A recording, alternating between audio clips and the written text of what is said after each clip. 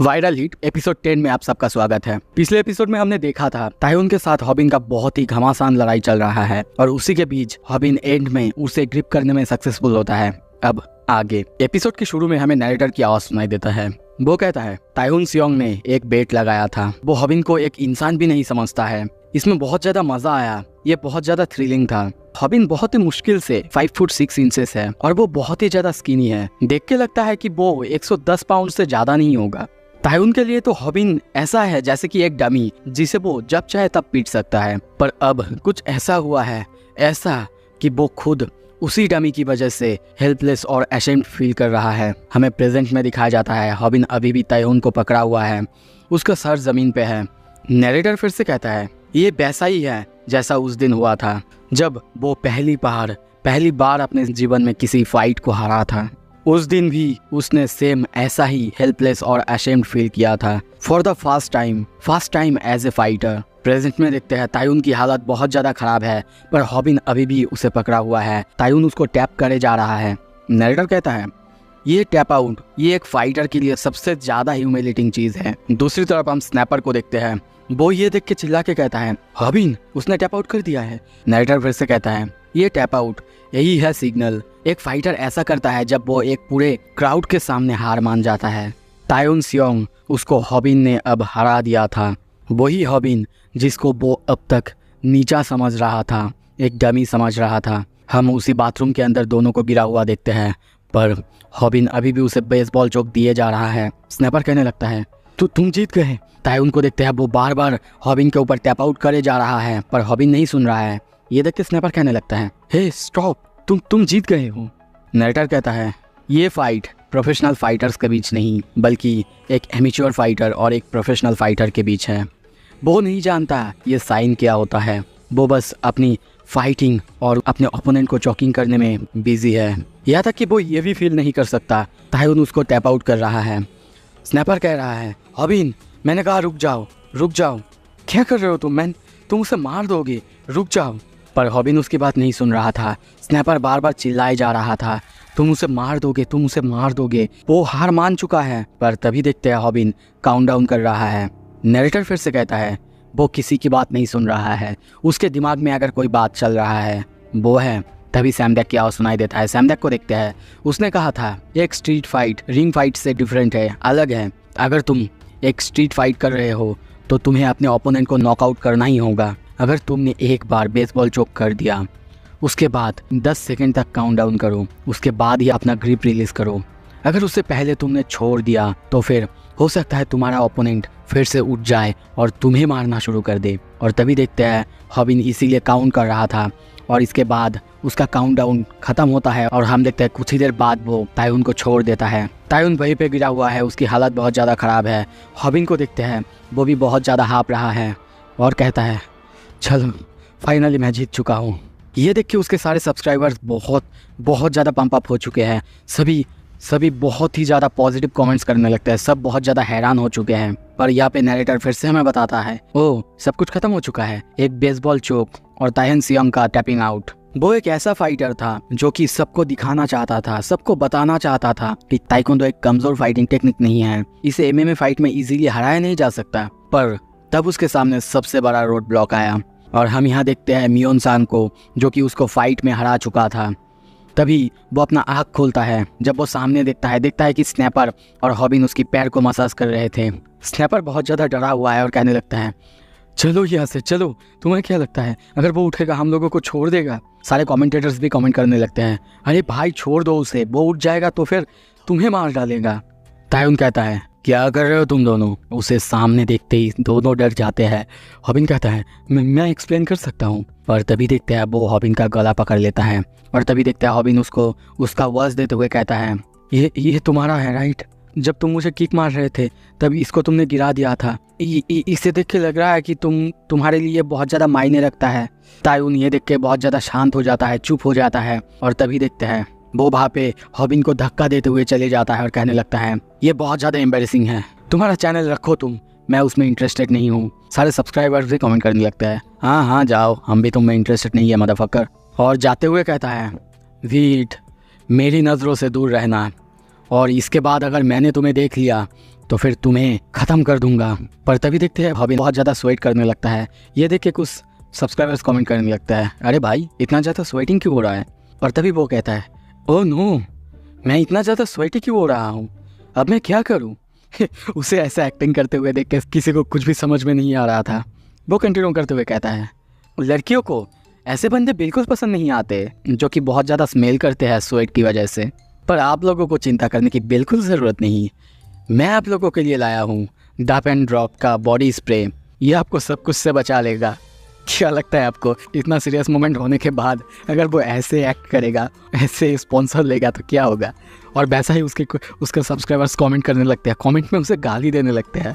पर वो फिर भी नहीं रुक रहा है, उसे यूज़ करते हुए कहता है, वाओ दिस इज़ अमेजिंग, इसमें एंटी ओडर फार्मूला है जो कि आपके शरीर से बैड ओडर्स को हटा देगा और आपको एक फ्रेश और नाइस स्मेल देगा। सारे सब्सक्राइबर्स अब उसे बहुत ज़्यादा गाली दे रहे हैं, आप खुद देख लो।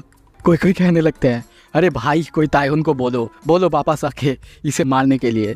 कुछ देर बाद देखते हैं जीत की खुशी में स्नैपर और हॉबिन दोनों बहुत ज़्यादा झूमते हैं।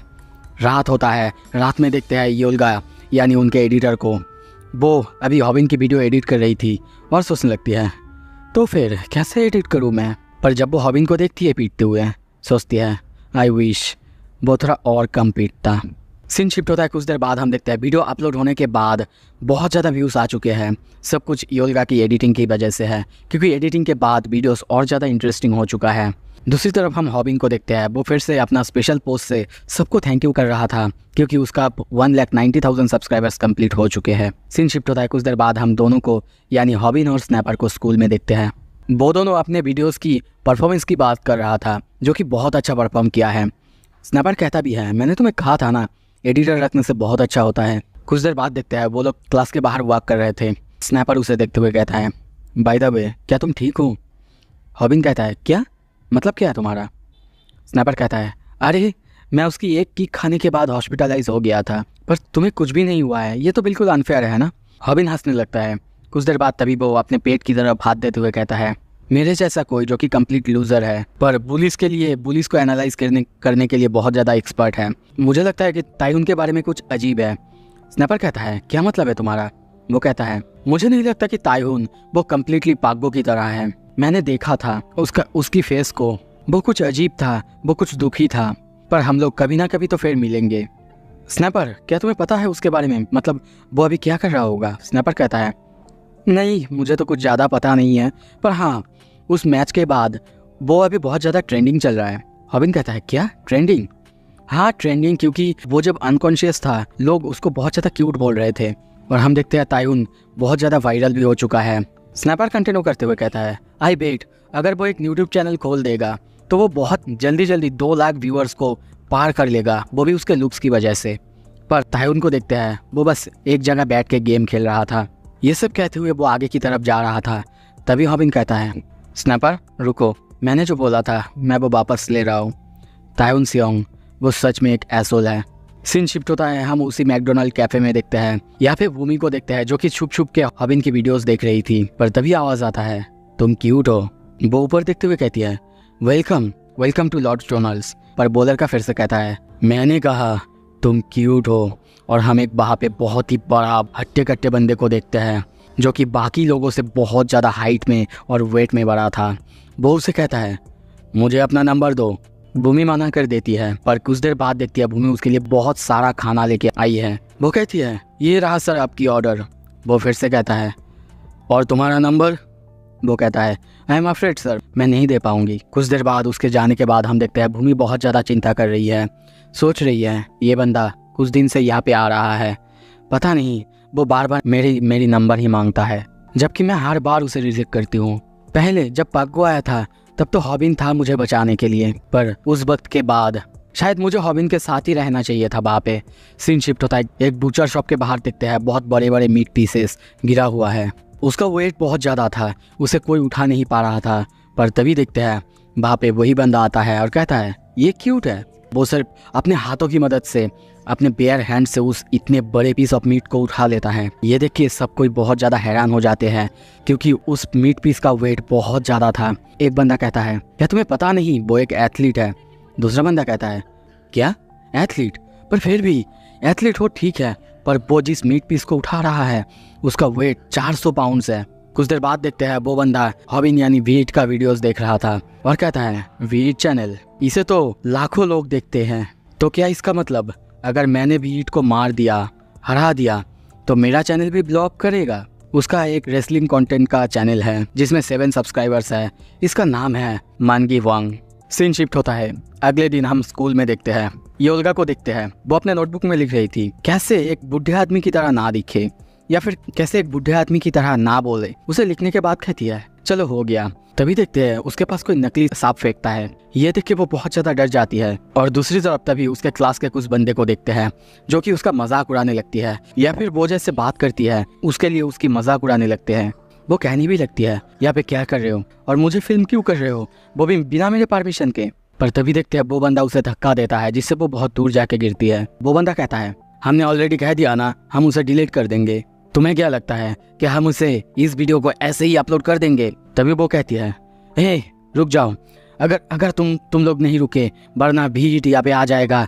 तभी उनमें से एक बंदा कहता है ए रुको केयरफुल, वरना भीड़ यहाँ पे आ जाएगा और उसे बचा लेगा। क्या होगा अगर वो यहाँ पे आ जाए और अपना वही स्पेशल टेक्निक कैसे बिना हर्ट हुए हिट लिया जाए, वो स्पेशल टेक्निक का यूज करे। ये बातें करके हम देखते हैं वो लोग हंसने लगते हैं, रॉबिन का और उस टेक्निक का मजाक उड़ाने लगते हैं। तभी ओल्गा कहती है ये सच नहीं है, इस वाले टेक्निक का यूज प्रोफेशनल फाइटर्स भी करते हैं, ये एक इनक्रेडिबल टेक्निक है। हम देखते हैं वो उनके साथ फाइट करने के लिए आगे आ रही थी, पर तभी देखते हैं जब वो उनके पास जाती है डर जाती है, वो बंदा उसे डराने लगता है। दूसरी तरफ हम देखते हैं पीछे से एक लड़की उसकी जैकेट को पकड़ते हुए कहती है हे योल, इतना ज्यादा क्यूट बनने की एक्टिंग मत करो, तुम्हारी इस एक्टिंग की वजह से मुझे तुम्हें फेंकने का मन कर रहा है। अगर तुम नहीं जानते कैसे नॉर्मली बात किया जाता है तो मत बोलो, क्यूट बनने की एक्टिंग मत करो। पर वो कहती है मैं क्यूट बनने की एक्टिंग नहीं करती हूँ, नॉर्मली बोलने की ट्राई करती हूँ। पर तभी वहाँ पे पीछे से आवाज आता है तुम सारे फर्स्ट ईयर्स क्या अपने दिमाग से पैदल हो क्या। वो लोग पीछे घूमते हैं, हम तभी देखते हैं वहाँ पे स्नैपर आ चुका है। वो कहता है क्या वो तुम ही हो जो यूल को बुली करते हैं। पर कुछ देर बाद देखते हैं वो जमीन पे गिरा हुआ है, उन्होंने मिलकर उसे भी मारा है, यहाँ तक कि स्नैपर को बुरा भला कहने लगते हैं। स्नैपर बहुत कोशिश करने के बाद भी हम जानते हैं वो फाइट नहीं कर सकता। यूल को देखते हैं, वो उसके पास जाती है। वो लोग कहते हैं क्या तुमने इससे पूछा है यूल, इसे ये तुम्हें बचाने आया है। पर वो कहती है क्या तुम लोगों को अपने बड़े के लिए कोई रिस्पेक्ट नहीं है। पर स्नैपर को बहुत ज़्यादा शर्म आ रहा था, वो उठने की कोशिश भी नहीं कर रहा था, बस कह रहा है आई होप कि ये ग्राउंड मुझे सॉल्व कर ले। दूसरी तरफ देखते हैं वो बंदा कहता है जो भी हो ये सब कुछ तुम्हारा ही फॉल्ट है, और उसे एक जोर से थप्पड़ मारने के लिए आगे आता है। पर तभी देखते हैं वहाँ पे हॉबिन आता है और उसके हाथ को पकड़ता है। ये देख के वो बंदा बहुत ज़्यादा चौंकता है। हॉबिन कहता है ये अनफेयर है, पर बहुत सारे उसको देखने लगते हैं और कहते हैं, वो बंदा कहता है तुम सच में बहुत ज्यादा छोटे हो हॉबिन, पर हाँ इतने छोटे होने के बावजूद तुम रियल लाइफ में क्यूट तो लगते हो। हॉबिन भी मन में सोचने लगता है वो लोग अभी छोटे हैं ना, पर इतने ज्यादा लंबे कैसे हो गए हैं।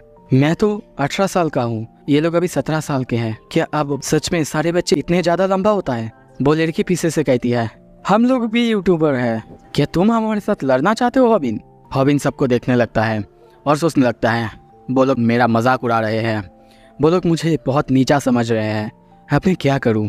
वो लड़की कहती है तुम सच में बहुत ज़्यादा छोटे हो, क्या सच में वो फाइट तुमने जीता था तायुन के साथ। मुझे समझ में आ ही नहीं रहा है कैसे तुम उसके साथ जीत सकते हो। तभी दूसरा बंदा कहता है अच्छा विश्वास नहीं हो रहा है, ठीक है चलो क्यों ना हम लोग थोड़ा सा फाइट कर लेते हैं, और जो फाइट होगा वो हमारे यूट्यूब चैनल पे डालते हैं। क्या लगता है तुम्हें। पर हॉबिन सोचने लगता है ये बच्चे ये रिस्पेक्ट करना नहीं जानते।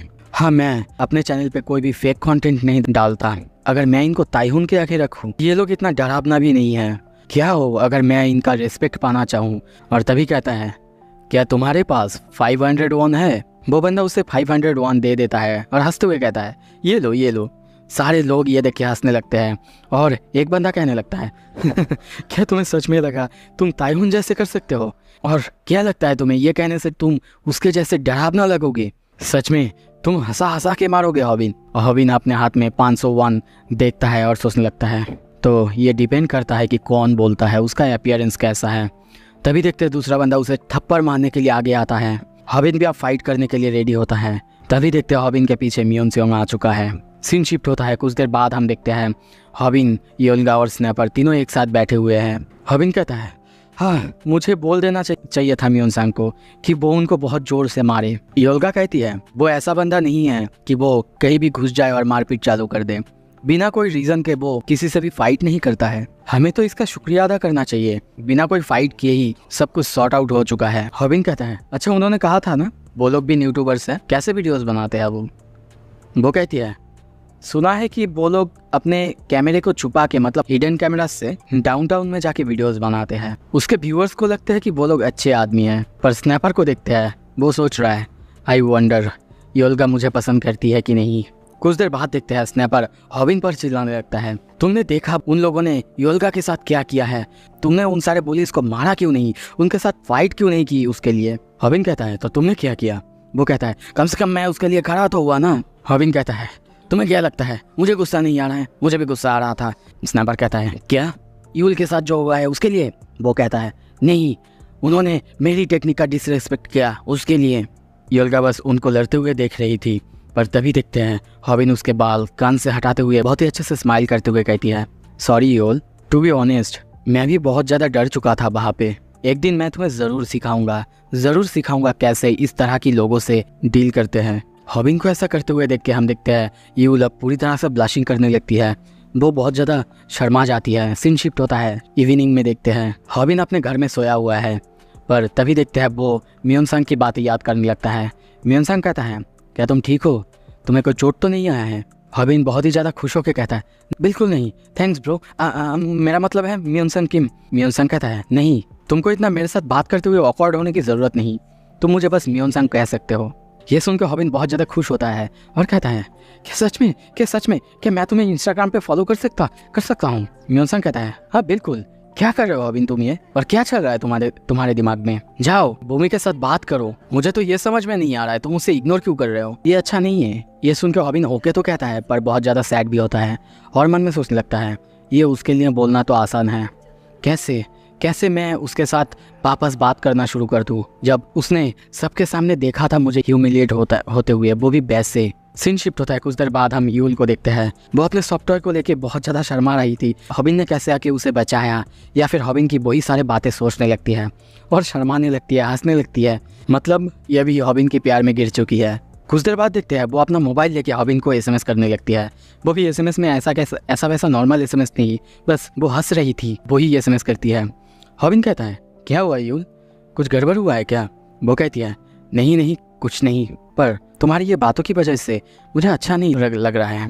क्या तुमको एसएमएस करने के लिए मेरे पास कोई रीज़न होना चाहिए हॉबिन। कुछ देर बाद देखते हैं वो तभी खाने के बैग को देखता है। सीन शिफ्ट होता है कुछ देर बाद हम वही रेस्टोरेंट में देखते हैं। भूमि काम कर रही थी, तभी वही बंदा फिर से आता है। भूमि की तरफ बहुत ही गंदी नज़रों से देखने लगता है और कहने लगता है अच्छी लग रही हो, और जाने लगता है। जाते जाते कहता है let me try and remember. वैसे कौन सा वक्त है जब वो काम से बाहर जाता है, उसका एक शब्द घट चुका है। भूमि उसे जाते हुए देख रही थी और सोचने लगती है क्या वो चला गया। जब भी वो आता है मुझे बहुत ज़्यादा डर लगने लगता है। वो ऐसे ही हर वक्त आता है, हर दिन आता है और मुझे ऐसे ही देखता रहता है। और आज तो मेरा लेट शिफ्ट है, क्या वो मेरे लिए बाहर वेट कर रहा होगा जब मेरा काम ख़त्म हो जाएगा। तभी आवाज़ आता है क्या मुझे एक स्ट्रॉबेरी शेप्ड आइस मिल सकता है। वो पीछे देखते हुए कहती है सॉरी हमारे यहाँ पे वो नहीं बेचा जाता है। पर जब वो देखता है वहाँ पे हम देखते हैं और कोई नहीं, हॉबिन आ चुका है। वो कहता है मैं वही स्ट्रॉबेरी आइस खाना चाहता हूँ जो कि पिछले बार हमने ख़त्म नहीं किया था। उसे सामने देख के भूमि बहुत ज़्यादा चौंक जाती है, बस उसे देखती रहती है। हॉबिन को देखते हैं वो बहुत ही ज़्यादा कॉन्फिडेंस के साथ कहता है हाय भूमि। पर तभी देखते हैं भूमि अपने हाथ में जो ट्रे था उसको वहाँ पे फेंकते हुए वहाँ से जाने लगता है और कहता है नेक्स्ट कस्टमर। इसके बाद कौन है, आ जाओ। हॉबिन सोचने लगता है क्या वो सच में मुझसे इतनी चिड़ी हुई है। हाँ मैं समझ सकता हूँ, इतने दिनों से मैंने उससे बात नहीं की है, क्या कर सकते हैं। वो सच में मेरे ऊपर बहुत ज़्यादा गुस्सा है। सच में इतने दिन हो चुके हैं मैंने उससे बात भी नहीं की, हो सकता है इसीलिए वो मुझसे गुस्सा है। हाँ वैसे मैं भी क्या कर सकता था, मेरे पास भी तो अपना खुद का रीजंस था, पर हाँ उसके पास भी गुस्सा होने के रीजंस थे। वो ये सब सोच ही रहा था। तभी देखते हैं भूमि उसके हाथ में लिखा हुआ देखता है। उसने जितना सारा डायलॉग अब तक बोला था वो सारे डायलॉग वही पे उसके हाथ में लिखा हुआ था। ये देख के वो थोड़ा सा हंसने लगती है, पर तभी अपने आप को रोकते हुए कहती है ये कोई हंसी नहीं थी।